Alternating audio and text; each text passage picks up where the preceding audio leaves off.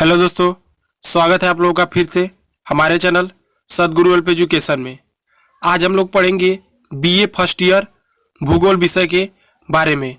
इसमें 3 टॉपिक दिया जाता है जिसपे आप लोगों को 150 वर्ड में टिप्पणियाँ लिखनी होती है। तो चलिए वीडियो को लेट न करते हुए स्टार्ट करते हैं। इसमें वही टॉपिक दिया गया है जो बीए फर्स्ट ईयर में हमेशा पूछा जाता है। तो चलिए स्टार्ट करते हैं। पहला हेडिंग इसमें है सुनामी। यह अंतः सागरी भूकंपी लहरें हैं। इनकी उत्पत्ति सागर तली में आकस्मिक परिवर्तन, अव्यवस्था तथा विस्थापन के कारण होती है। ये अत्यंत प्रबल तथा विनाशकारी लहरें होती हैं। पश्चिमी प्रशांत महासागर में यह अधिक सक्रिय होती हैं। इनके लहरों की ऊंचाई 30 मीटर से अधिक होती है। क्राकाटोआ के ज्वालामुखी उद्गार के समय 40 मीटर ऊंची सुनामी लहरें उत्पन्न हुई थी। इसमें कुछ ही मिनटों में जावा सुमित्रा तट के हजारों व्यक्ति मारे गए थे। जापान ट्रेंच के पश्चिमी ढाल पर 1933 ईस्वी में तीव्र भूकंप के कारण 30 मीटर ऊंची लहरें उत्पन्न हुई थी। अगला है पृथ्वी पर भूकंप का वितरण प्रतिरूप। भूकंप की पेटियां वलित पर्वतों के क्षेत्रों में तथा समुद्र के तटों के समीप मिलती है।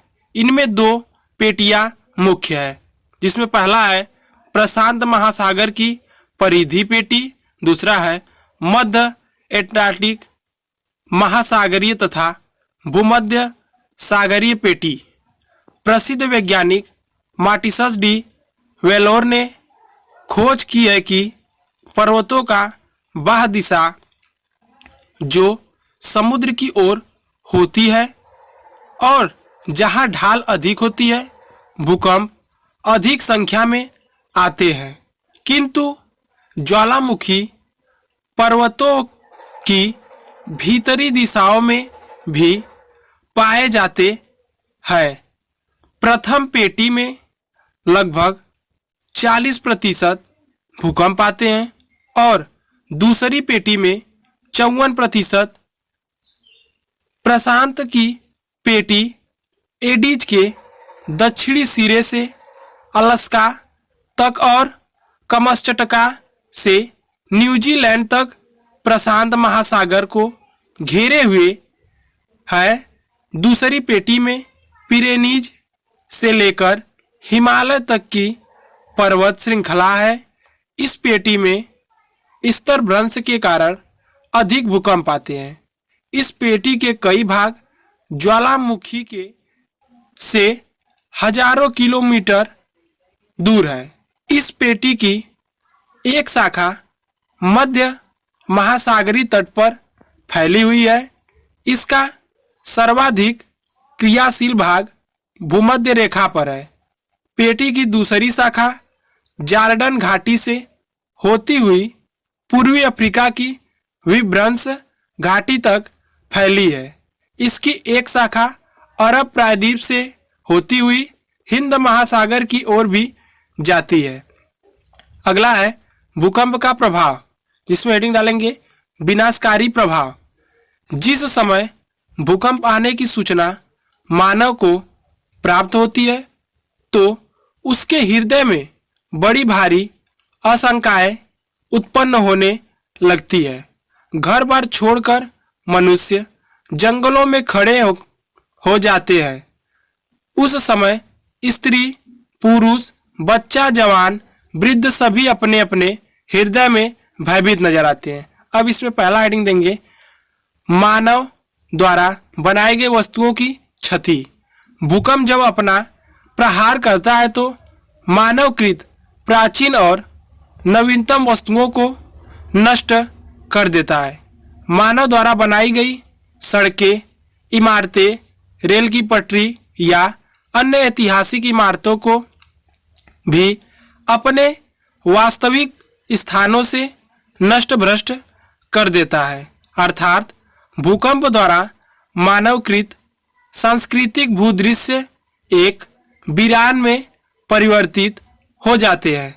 उदाहरण के लिए 31 अगस्त 1886 ईस्वी में संयुक्त राज्य अमेरिका के कैरोलिना प्रांत में ऐसा भयंकर भूकंप आया था कि चिमनियां काफी दूर पर गिरी तथा रेलवे की पटरियां मुड़ गए। दूसरा नंबर है नगरों का नष्ट भ्रष्ट होना। नगरों को नष्ट भ्रष्ट करने वाले भूकंप एक प्राकृतिक घटना है। ज्वालामुखी उद्गार के अतिरिक्त ऐसी कोई भी घटना नहीं है जो बुरी तरह से नगरों के अस्तित्व को मिटा दे। नगरों में नष्ट भ्रष्ट होने वाली खास वस्तुएं हैं मकान एवं उनमें रहने वाले व्यक्ति।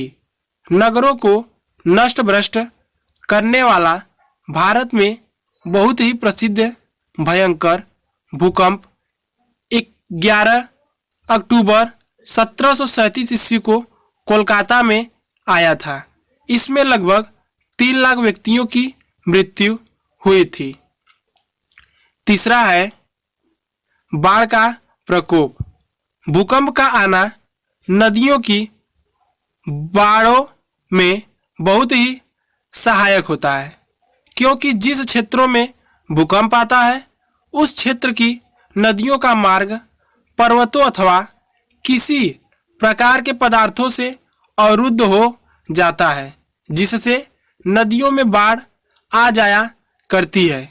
उदाहरण के लिए 1950 ईस्वी में असम में भूकंप आ जाने से ब्रह्मपुत्र तथा इसकी सहायक नदी दिहांग का मार्ग रुक गया था, जिससे क्षेत्र में बड़ी जोर की बाढ़ आई थी। इस भूकंप के प्रभाव से सुबनसिरी नदी का बांध टूट गया था, जिसके द्वारा 770 वर्ग किलोमीटर क्षेत्र में जल ही जल दिखाई दे रहा था। चौथा है भूस्खलन। भूस्खलन में भूकंप बड़ा सहायक रहता है। इसके प्रभाव से नदी घाटियों अथवा पहाड़ी की तलहटियों में बड़े बड़े पर्वतों के शिलाखंड टूटते तथा घिसकते रहते हैं। इसके अतिरिक्त हिमानी का एक साथ टूट जाना भूस्खलन में सहायक रहता है, क्योंकि हिमानी भी अपने साथ काफी बड़े बड़े पर्वतों के टुकड़े को लेकर चलती है, जिससे भूमि का एक बहुत बड़ा भाग स्खलित होता रहता है। हिमानी के टूटने से सागरों में जलयानों को अत्यधिक हानि होती है। आज के लिए बस इतना ही। आप हमेशा इस चैनल से जुड़े रहिए।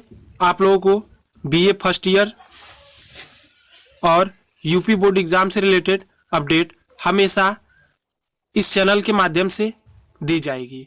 धन्यवाद।